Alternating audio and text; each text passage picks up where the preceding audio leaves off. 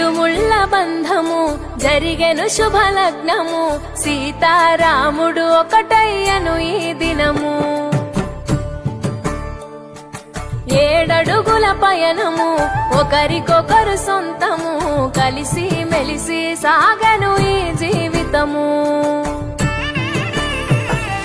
శతమానం భవతి అని వధువరులను దీవించి శ్రీరస్తు శుభమస్తని అతిథులు ఆశీర్వదించి పంచాభూతాల నడుమ 2 మనసులేకమయ్యే కళ్యాణం